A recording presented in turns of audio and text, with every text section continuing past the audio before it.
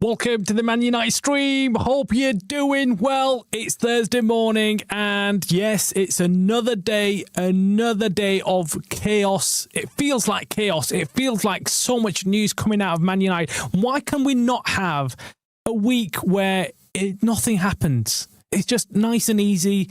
We're looking forward to the next game, and why can't we just have regular football talk? But it's not possible with United. United have always got something going on. Something is happening. And of course, when you're in middle of a rebuild, of course, things are going to be hitting the headlines. Everything is big news. Everything is news that many fans react with. Some fans like it. Some fans don't. But let's be honest. We have to go through this period. We have to go through a period where we are discussing news that we probably don't want to be discussing. It's not always positive news, but we're going through a period where it can't always be positive. It can't always be positive, and every team has to go through this. And yes, there will come a time where United will be successful. Fingers crossed, touch wood, everything will go to plan. However, right now, it's not looking too good for United, especially when it comes to the players that they wanted to keep and players that they wanted to sell. Now, one player that's causing a huge issue to Man United is, of course, Kobbie Mainoo. I discussed this in yesterday's show, but today we're getting further news, further developments on Kobbie Mainoo. We've just actually had breaking news from Fabrizio Romano, the transfer guru. If you want to know anything about transfers, and if he confirms it, it means it's true and it's definitely happening. And he had some really interesting news concerning Kobbie Mainoo drop about half an hour ago before I was coming online. But I knew somewhat that this news was on the horizon, but he confirmed it. Now, Fabrizio Romano has become someone who doesn't actually necessarily break big news anymore. And the reason being is because he's got a reputation to keep. He can't break news which then turns out to be false. So he has to wait, which allows other smaller outlets, other smaller journalists to come out, put the news out before anybody else. And yeah, they get a head start, shall we say, a day or two before they can release information that Fabrizio Romano is still trying to verify and still try and get. Now, Jim, how you doing? Good morning. Hope you're doing well. Rebuild makes me laugh. We've been on a rebuild for at least the last 10 years. Yeah, oh my God. The term rebuild, United have given a new definition to under the Glazers. I swear. I think since the Glazers came in, we were under a new reconstruction of sort. We were under rebuild. What would they call it? Transition period. That's what it was. We were transitioning from Alex Ferguson, and it was like, all right, we're moving into a different era. We're going to get who was it? Who was the flipping manager, man? What's his name now? What's his name? I've forgotten his name as well. I've forgotten his name after Sir Alex Ferguson. David Moyes, that's it. David Moyes, man. Honestly, I don't know where my head is these days. But anyway, David Moyes came in, and it was all like, oh, well, out goes one Scot, in comes another Scot, and it's going to be all plain sailing. He's going to be very similar in how he deals with the players, and it's going to be a transition period, but sooner or later we'll be back to where we were under Sir Alex Ferguson. Little did we know that 10 years plus onwards, and we are still in that rebuild phase. We are still looking for the new manager, looking for someone who comes in and completely changes our outlook. I swear, I've still got the score up. I've got the last night's score up. I don't know what I'm doing. Let me take that off. We don't need to see the score line from last night, do we? Last night I did do a watch along, Real Madrid, and actually going off topic a little bit, but let me just it does feed into what we're discussing today about INEOS and the youth development and the academy players and the young players at United and the way we're going. We're losing our identity. I swear we are screwing ourselves over, and it links into yesterday's game that I was watching, Real Madrid against Man City. What do you think I was thinking? What do you think I was thinking when I was watching that game? I'm going to give you a couple of minutes to drop your comments and let me know what I was thinking about. If you get it, I'll be surprised. But what was I thinking as a Man United fan watching Real Madrid, Man City, youth development? What was I thinking? Drop your comments. I'll give you a couple of minutes to think about it. Nish, welcome to the channel. Hope you're doing well. This is a complete joke. Rashford said it himself. His entire career here was just constant rebuilds. We've lost our identity. Hi, Nish. Okay, so, yep. Look, the rebuild. Allow that. I'm sick and tired of hearing this shit. And I'm in the same camp as Jim when it comes, and Nish. We've all had enough. Anyone who's been a fan long enough to remember when the Glazers came in, we know what this is bullshit.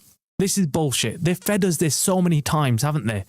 Rebuild, transition period, next year, the year after that. We need 3 years for Ruben Amorim to succeed. We need 2-3 years for Ten Hag to succeed. We need another year or two for Van Gaal to come in. We need Ralph Rangnick to come in, and he's going to change things, and he's going to then go on to become a footballing director at United, and this is going to happen, that's going to happen. Oh, INEOS have come in. INEOS are going to completely transform the way Man United look at football.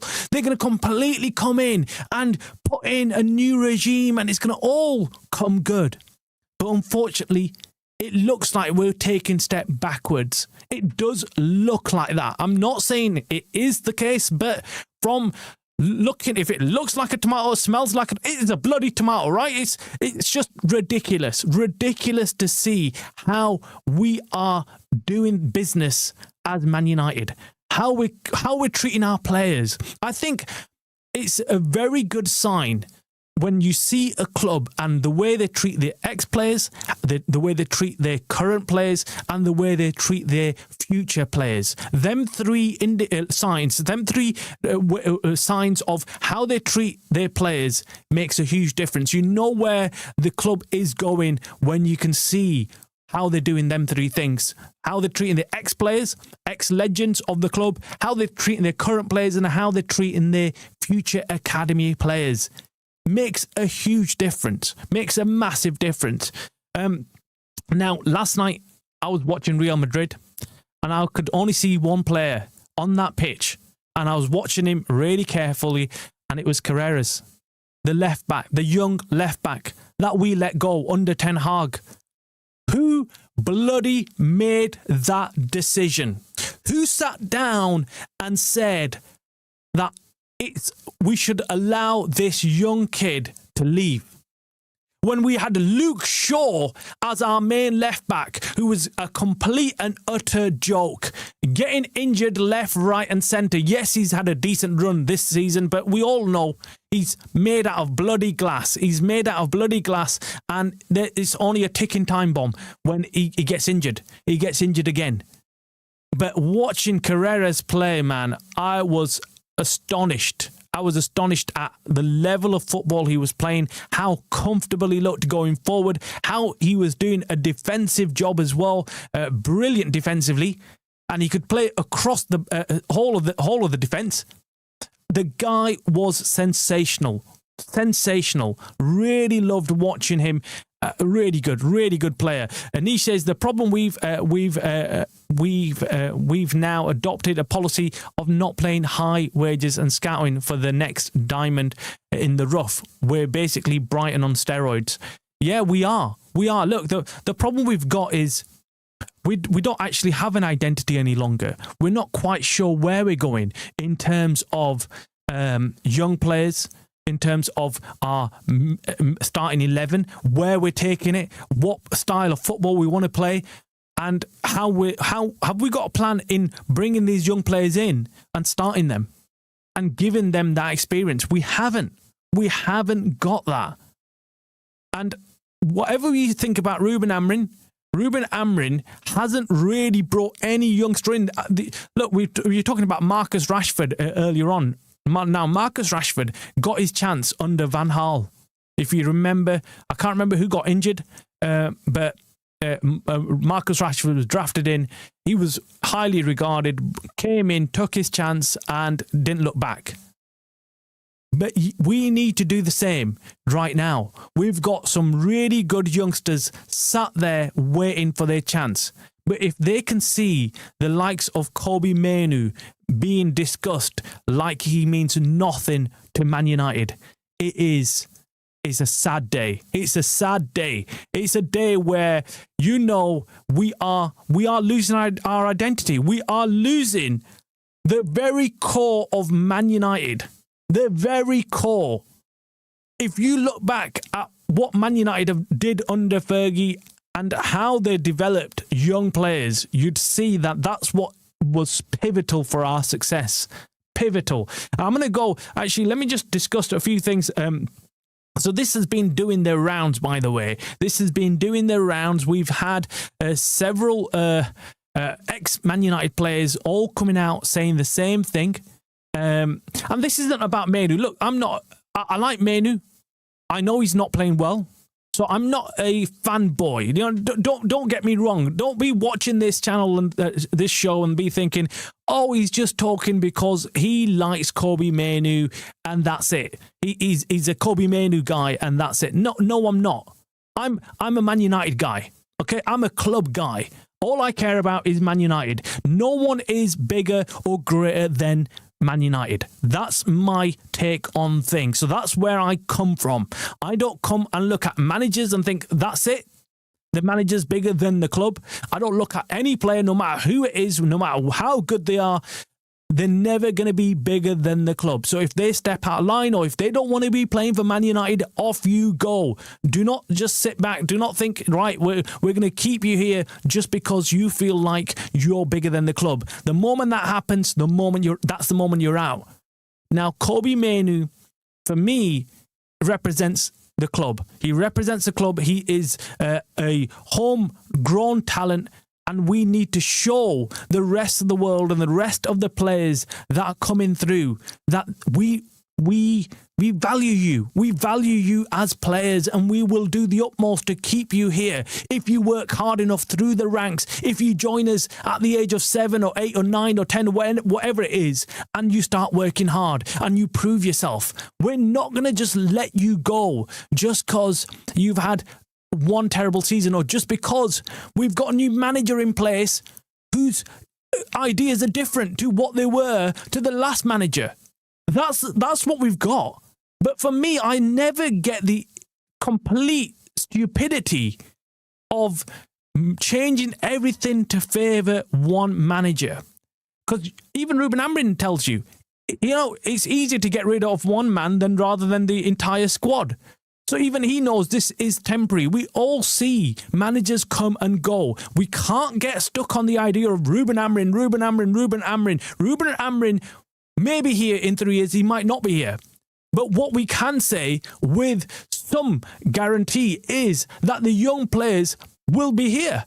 Will still be at the club. Some of these players have survived under numerous managers and they're still playing. Bruno Fernandes, Luke Shaw, you can go on and on. Casemiro. These guys have seen managers come and go. They've got rid of managers. They've down their tools and they've seen new managers come. So they know what's going to happen. They know that managers come and go.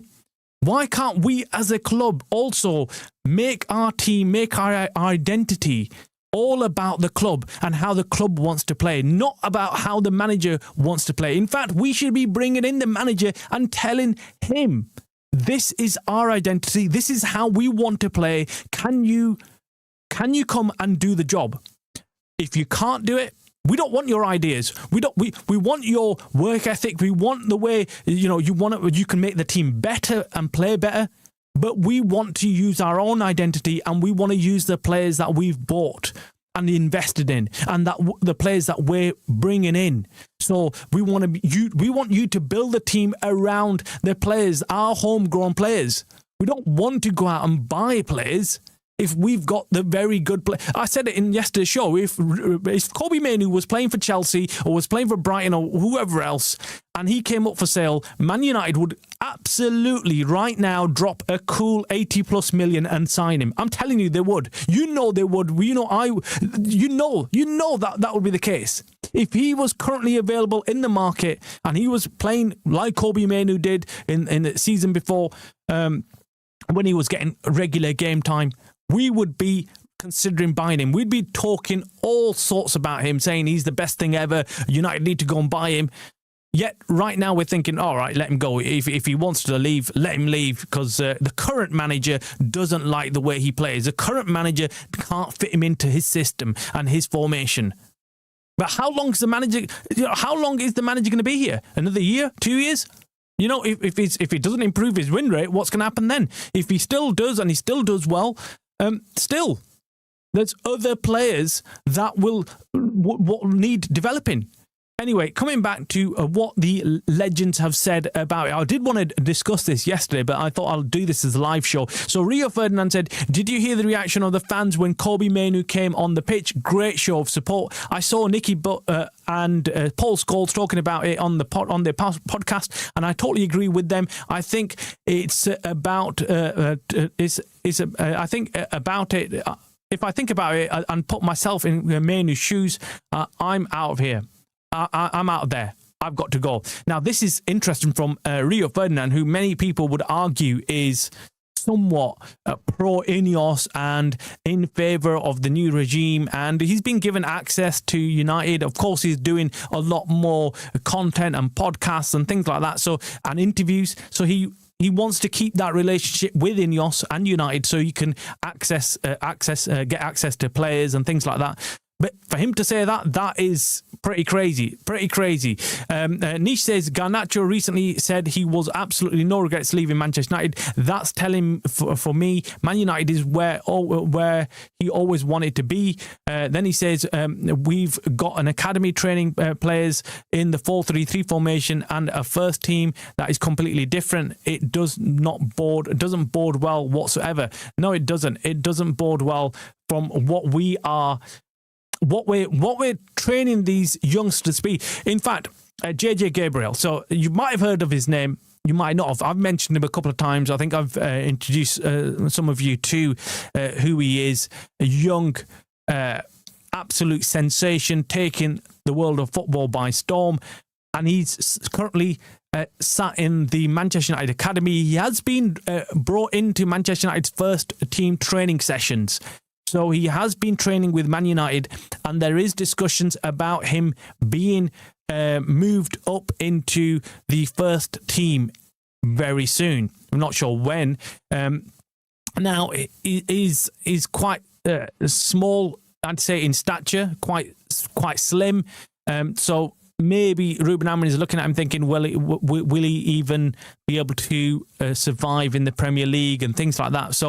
But anyway, the rumours or the reports have come out that, in fact, he was ready to leave Man United in the summer. He'd actually thanked Man United, his family thanked Man United, saying, thank you very much for everything that you've done with Gabriel, but he's going to be going off somewhere else. There's the likes of Real Madrid, Barcelona, all the big clubs across Europe have tapped him up. They all want a piece of him. That's how good he is. So Man United had to pull the stops out, and I think it was Jason Wilcox, I've heard, that sat down and said, look, we don't want you to leave, we've got a plan in place, we've got a future in place, and convinced him to stay on. And the reason why this is happening, why would a young player on the cusp of becoming a first team player want to leave Man United? Why? And it's quite obvious. It's quite obvious. He's looking at the manager. He's looking at the way he's treating young players, and he's thinking, "Shit, I don't want to be around here. I do not want to waste another year or 2 or 3 trying to compete in playing in this shit team." And let's be honest, it's a shit team. We've got shit players.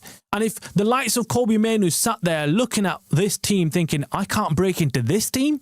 I can't be put into this team," then there's no hope. There's no hope left for me. And same thing with JJ Gabriel. He's probably looking at it thinking, when was the last time Man United have developed a young player from the academy and he's gone on to become something crazy at United? At United. I can't remember. I mean, the last one was Rashford. What we could argue was the big one, right? The big academy player that we bought through. And Look what we did to him. We chased him out of the club. Of course, his attitude didn't help. It didn't help. But why was he allowed to behave in such a way? And you hear all stories of Cristiano Ronaldo turning up to Man United, and he threw his dummy out a couple of times. And what do you think happened to him? He got a smack across the face from the senior players who said, step in line. You're not behaving like that. Not with us, not with the gaffer. You cannot speak back to him. You cannot disrespect the club. And he got brought into line. And after that, he respected United and did how things were meant to be done by youngsters. The reality is Rashford didn't have anybody there. He didn't have anybody there to slap him up and say, you're doing this wrong. That's disrespectful to the club. You're going to stay in line, you're going to work hard, and you're never going to disrespect the club. Nobody did that to him. And that's why it spiraled out of control. It spiraled out of control. His attitude spiraled out of control. And by the time Ten Hag arrived, it was too late. It was too late to turn things around for Marcus Rashford. It was still early days for Garnacho, though. We could have turned things around with Garnacho if we were strict with him. If there was senior members of the squad who could have said, shut up, you're not doing this. You need to keep yourself in check. But the problem is, who are our leaders right now in this team? Bruno Fernandes, Harry Maguire, Diego Dallo, Casemiro. Can you imagine any of those players, grabbing somebody and saying, look, you're going to stay in line, you're going to stay in check. You need to do this. I can't imagine any of them doing that. I really can't. Really, we lack leadership. Not just from the board level or the ownership level, but all the way down to the dressing room, where we've got young players in there who need an arm around them, need some senior players to tell them what needs to be done, how to look after themselves, how not to go out, how not to do things. And they've let loads of young players come and go.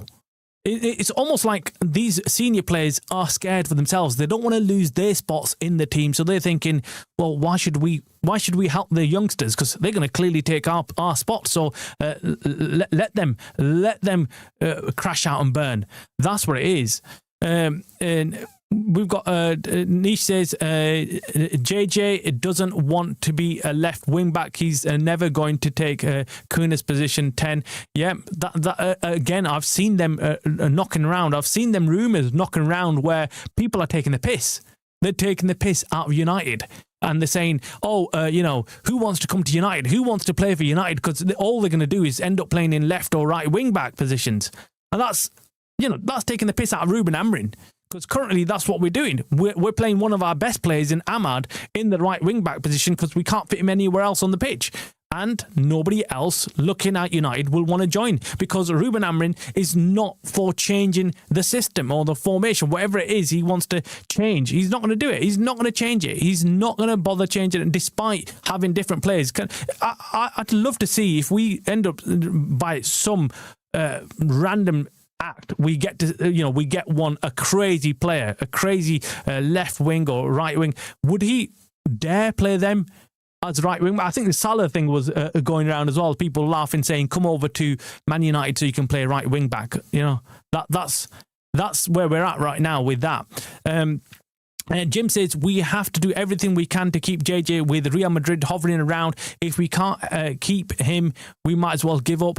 Well, Jim, the interesting thing is the news, the rumours and the sources that I'm hearing from are saying that, look, Real Madrid have already tapped him up. Real Madrid have already tapped him up and they've already spoken with his family. Whether then United get to keep him or not is another thing. I don't know whether it's common practice actually for youngsters to keep the options open and have discussions behind the scenes off record with several clubs and clubs looking at these players. But what is interesting is that the news that he wanted to leave, of course, he's got his eyes set on someone. He's not just going to be randomly leaving Man United or wanting to leave United, not having a future plan. He's going to clearly have a plan in place. And he's realised that United is probably not the best place to be. His agent must have sat down with him. Someone sat down with him and realised, right, look, do you know what? If we want to succeed on the best stage, it's not going to be Man United. Man United is not going to be that team. I hope that's not the case. I hope we can keep him, because if we start losing players like Gabriel, we're going to be in trouble. We're going to be in trouble. I think we've lost JJ. Jim, he will go to Madrid. I would if I were him. They would play him on the left wing cam position. If we play JJ in cam, Ahmad is going to be thinking. Where are we? Where's it gone? I've just lost my thing. If I don't know where that's gone. Yeah, anyway, I think that's been deleted or something. Anyway, so that is. Let me just put this clip on for you guys. It's really interesting. I watched this clip of Paul Scholes and Nicky Butt, and I found it really interesting. And let me just sort the volume out as well. Desktop audio. Mainoo, he said he's a starter. He's made 9 appearances in the Premier League, every one of them as a sub. If I'm looking after Mainoo, I'm going, Cobby, we're getting you out of that football club. Don't need to speak up, we'll sort it out. It's so he's sad. Got, it's sad. So he's got sad to think of that, for his football career, he has to leave Man United. Do you think he's lost 18 months of development. Yeah. Does he stay in the Premier League, or does he go? Does he do? Well, that's like a scary what thing. Scott I hope he does and goes abroad. Because it's embarrassing if he comes to Chelsea, which they might go and get him, because they are putting together a very good young squad, and they keep buying young players, and they keep buying the right good young players, and you're thinking he could quite easily end up at Chelsea next season. And do you know what? You'd have to advise him to go. You'd have to advise him to go. If he rang me today and said, "Look, I think Chelsea are anything. What do you think?" That's fucking all day long. I've known Cobby since he was 7 or 8. If I went for a coffee with Cobby and him, you wouldn't be doing him justice if he said, "No, Cobby, stay at Man United because it's the best club in the world." I'd said that to loads of kids. Yeah. If I was sat with him, I'd say, for your own sanity and career, go. Mainoo, he said he's a starter. He's made 9 appearances in the Premier League, every one of them as a sub. If I'm looking after Mainoo, I'm going, Cobby, we're getting you out of that football club. Don't need to speak up, we'll sort it out. It's so sad. It's sad. He's got to think of that. For his football career, he has to leave Man United. Do you think he's lost 18 months of development. Yeah. Does he stay in the Premier League, or does he go? Does he do? That is madness, isn't it? That is flipping madness. 2 of our greatest ever players for Man United, Scholes and Nicky Butt. He's underrated, by the way, but he's very, very good. He was very good. To come out and say that is against United, you know, you're going against your club here. And to say, oh, I've known the kid since 8. Right? He's United through and through, guys. This isn't somebody who's just turned up to United, or we've signed him and he's not fully committed to Man United. This guy's got United blood running through him in Mainoo, right? And look what they're saying. They're saying if he comes up to us, we'd tell him to get the hell out of here. It's so sad to hear, because you just think, shit, you know, we as fans have our opinion, but we sometimes start second guessing ourselves, thinking, yeah, but is that what really is going on behind the scenes, or do we not know something else? Do we not know where Mainoo might want to get more money or things like that? But it's not, guys. It's simple to everyone who wants to see it. That, look, INEOS, together with Ruben Amorim, are looking at Mainoo and thinking, let's cash out on the guy. That's the only thing I can think of. Why else would you want one of your best young players to leave? Why? They've let Garnacho leave, and I know his attitude stunk, and I know Rashford's attitude stunk. But where does this man management shit come into play? When does that come into play? How many times are we going to allow young players to leave, having pulled a strop? Why isn't nobody stopping them? Why isn't nobody saying, you can't do that shit? Stop. Why didn't someone put a stop to Marcus Rashford really early on? Why didn't they do the same with Garnacho? Why are they allowing the same thing to happen with Kobbie Mainoo? But Kobbie Mainoo is, of course, being a lot more professional. I've heard that he's training hard, working hard in training, keeps his head down, does not speak out, does not say anything wrong to Ruben Amorim, isn't disrespectful, is working and working hard constantly. He's not put a step wrong. Yet, as Paul Scholes says, he was told in the summer that he's an important and integral part to this United squad, and yet he's not started a single game.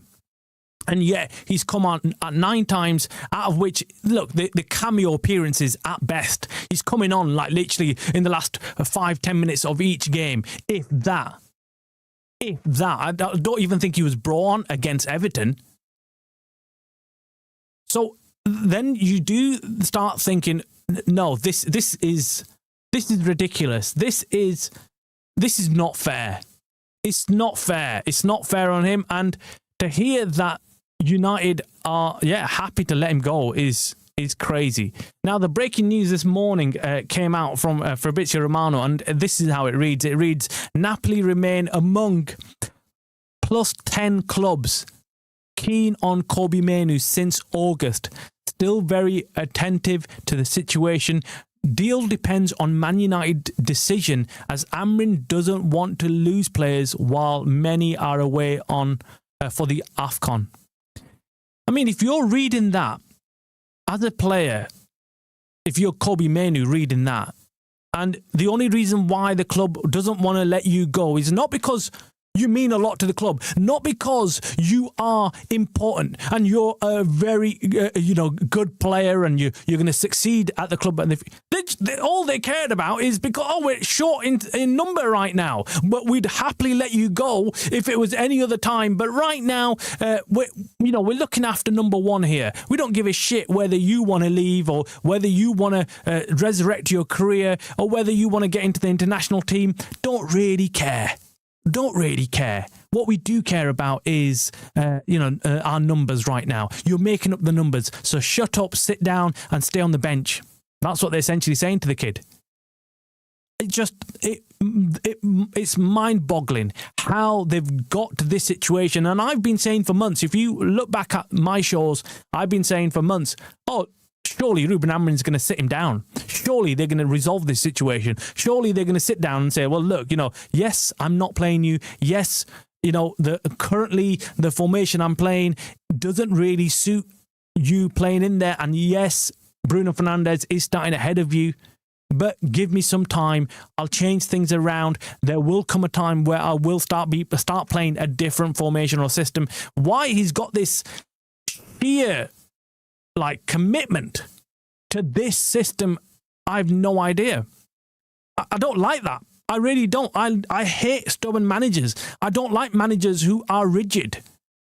But then my take on Ruben Amorim is that he's a young manager who's still got a lot to learn, who's still working on his trade, and he's not the finished article. Is he a good manager? I think he's good. But I don't think he's good when it comes to his tactical awareness, his strategies. And clearly, he knows one way to play with his team, and that's it. And he's not confident in playing any other way. That's what I see. That's what I see when I see Ruben Amorim committing himself to a certain style of play, a certain way of playing, despite it not bringing him the results he needs. Despite still lingering around the 35% mark on percentages of wins. I think if we compare him to Ten Hag in his first year, Ten Hag comes up tops. Everyone's ignoring this. I don't know why we're all ignoring it, but there's lots of people who ignore the stats, who ignore the facts, because because right now they can't face up to the reality of, or they don't want to face the reality of going again and getting rid of this manager. And to be honest with you, I don't want to either. I don't want to see the whole process start all over again. I don't. But what I do want to see is some commitment and some foresight from our owners.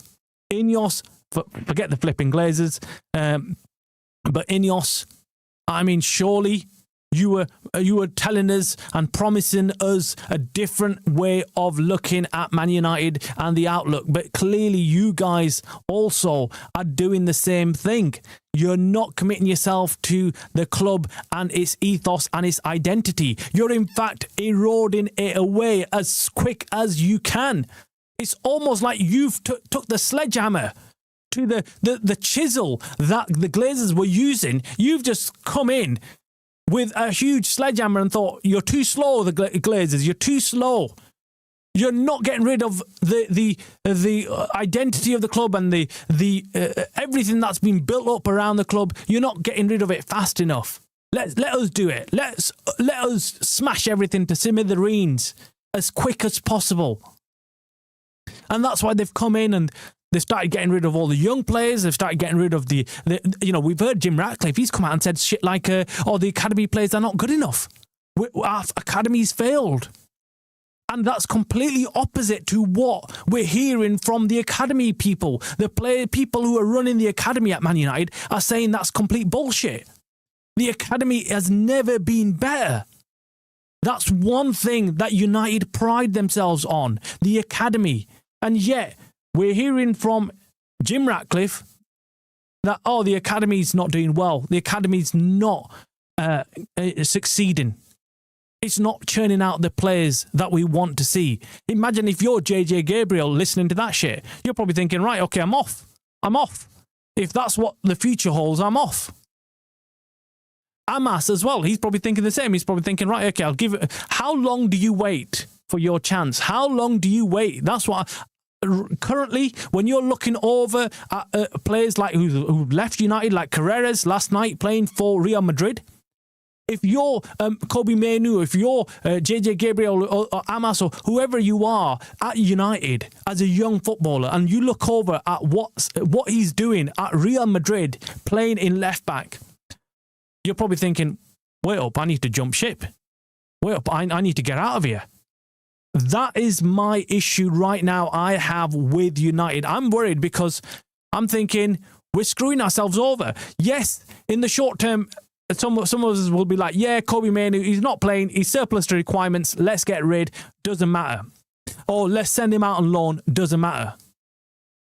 But for me, it's much deeper. I look at it and start realising that we have got issues with our understanding of where we're taking this club and our identity. Why are we not focusing? Where's that club gone? That focused on bringing in young players. In fact, last night I read this and it made me realise, look, even the likes of Jose Mourinho, who many people have down as a manager who did not trust youth players, did not promote youth players. Look what he had to say about Scott McTominay. Last night, Benfica beat Napoli 2-0. Of course, Jose is now the manager of Benfica, and Napoli, of course, has Scott McTominay and Højlund playing for him. So last night, after the game, Jose was asked what he was in his bag after Benfica's 2-0 win over Napoli last night. It's McTominay's shirt. I gave him his debut. I benched Pogba for him. I benched Pogba for him. I'll read that again, guys. I benched Pogba for him. The least he could do was give me his shirt. And we're talking about Bruno Fernandes here. This is Pogba at his peak, and he gets benched, and on comes Scott McTominay. Paul Pogba. And the reason why I keep saying Paul Pogba, he was elite. He was absolutely cooking for us. And yes, I felt like he didn't complete his potential, but Scott McTominay came on and got his debut. And yet we are allowing Bruno Fernandes to carry on playing full 90 minutes every single game and not taking him off. It says it all, doesn't it? It says it all. I mean, I might be in the few who are looking at it in this way. I might be one of the few who are looking at it and thinking, shit, we're doing wrong here. We're doing wrong.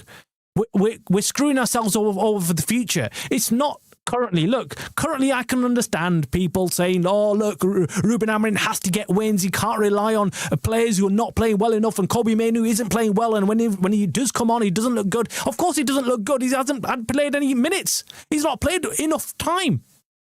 But even if he isn't looking good, it doesn't bode well for the future of United and their young players. No young player looking over at United will say, yes, I want to be part of this project. I want to be part of United. And I feel like United is the club to go to progress my future. The old United players, young players would flock to United because they knew they'd be looked after. They knew that they'd join a club that would put an arm around them and make sure that they progressed to the very top of world football. Look what we did with Cristiano Ronaldo. Come on, wake up, guys. The kid came along and look what Fergie did for him. And that's why he has so much respect for Fergie. He made the player in Cristiano Ronaldo. It wasn't a one-way street. It wasn't just Ronaldo just doing Ronaldo things. No. Fergie put him around Cotton Wool Man. They made him and he nurtured him. He nurtured him into a top player, the very best, arguably, in the world ever as a footballer.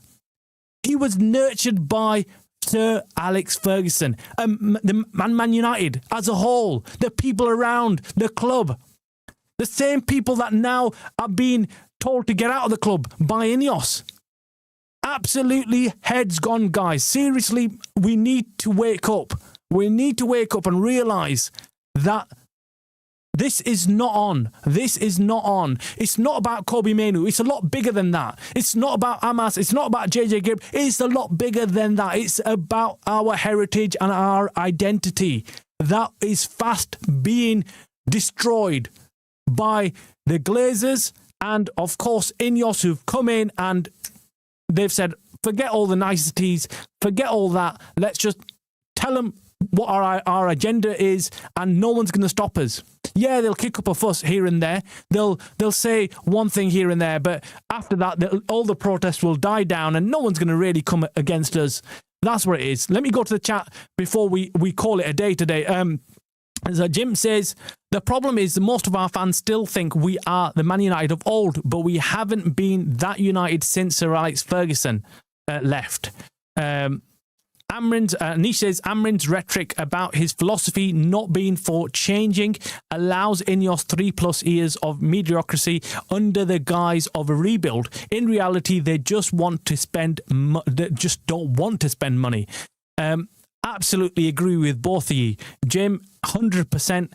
I think most fans, sometimes including myself, forget that this isn't the United of Sir Alex Ferguson.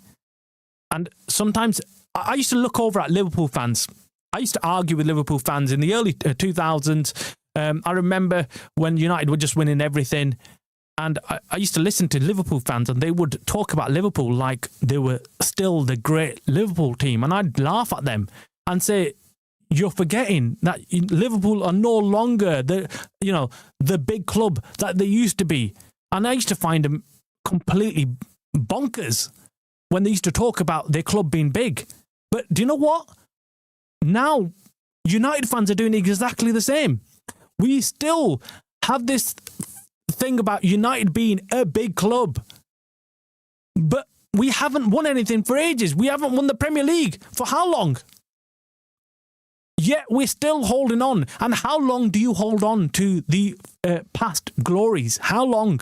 How long before we end up, being a laughing stock? We are already into some quarters. We are a laughing stock. And And yeah, Nish, his whole, I think they love Amrin. They love Ruben Amrin because he's not come to sort out the problems for United. He's come to sort out the problems for INEOS. That's what's happening. So that's why Jim Ratcliffe can sit there comfortably and say he's not going anywhere. He's not going anywhere because he is part of the new regime. He isn't a manager who's independent of the new regime. They've got someone in who's yes boss, not, someone who's going to question things.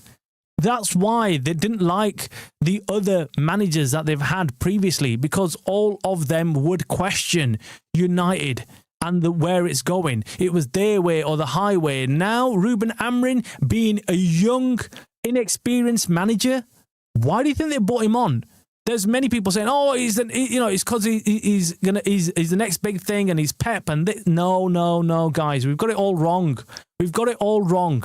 The reason why they've got him here is because they know he is not going to stand his ground. He is going to be someone who is just simply going to listen to what they have to say and then go out in the press and put it in ways that no one wants, no one's going to question. He's going to smooth talk his way through the press conferences, say what he he knows that the fans want to hear. Oh, the storm is coming, the storm is leaving, it's a new dawn, it's a new day, shit like that. You know what I mean, don't you? You know what I mean?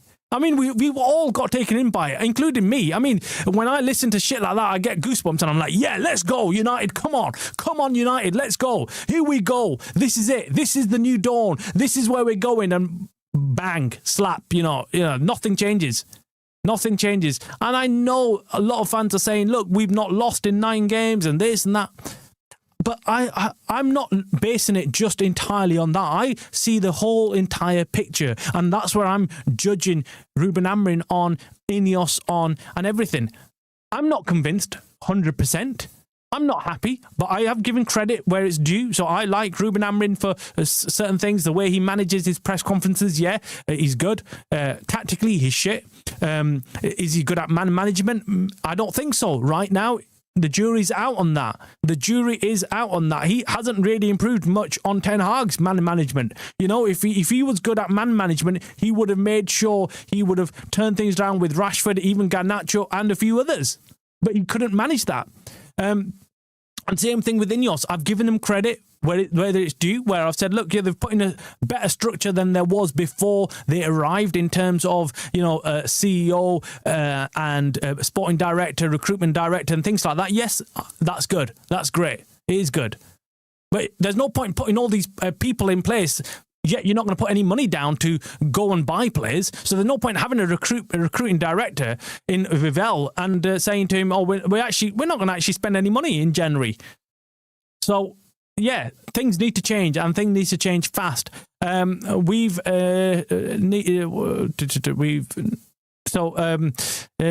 want it to be that United, me included. All the way back to Sir Alex Ferguson era. Amrin is such a slick talker, like a car salesman, more of a yes man than Southgate. Yeah, he is, man. Please, Nish, don't say that. Same name scares me, Southgate. Yeah. It seems like he's a rebellious with the whole I'll walk away, etc. In reality, this is exactly what INEOS want. They're in cahoots together. Yeah, I think INEOS know exactly what they signed up.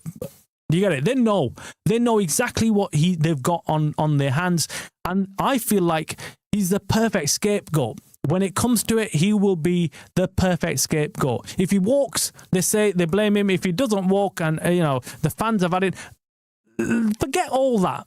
Let's just concentrate on his win rate and what he's doing at United.